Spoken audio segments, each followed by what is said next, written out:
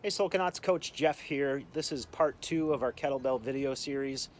Last time we covered the setup and hike as well as the Russian swing. That setup and hike are going to be super important moving forward, so if you haven't watched that video, please go back and check that out. Today we're going to be covering the American swing and the single arm swing. First, we're going to get started with the American swing, which is an overhead swing. The setup is the same thing we covered for the Russian swing in part 1 of this series. We initiate the American swing the same way we initiate the Russian swing, rocking back, hiking the bell forcefully deep into the pocket, and then exploding our hips open. The bell will travel a path a little bit closer to your body than it does with the Russian swing. You'll achieve this by keeping your elbows a little more bent, and then as the kettlebell reaches above eye level, you'll press it out forcefully overhead. Let's pause here and take a look at Hannah's overhead position. Her hips and knees are fully extended.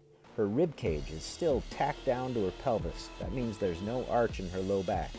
Her shoulders and elbows are also completely extended, and the bottom of the kettlebell is facing up toward the ceiling. We'll finish this last rep at regular speed, and then Hannah's off to do something else. Now let's take a look at some common American swing mistakes. On this set, Hannah has one problem that leads to another. She's got her arms ramrod straight, which causes her to swing the bell in a large arc. On the way down, that causes her to bring the kettlebell below her knees. Hannah fixed that straight arm problem, but now she's forgetting to press out overhead, earning her several no reps. Now Hannah's hips are out of phase with the kettlebell. She's starting her hip hinge while the bell is still descending. That's costing her momentum and power on the next rep. And here is the most common kettlebell mistake. Hannah is squatting instead of hinging at the hips. This generates much less power. I bet she can do better.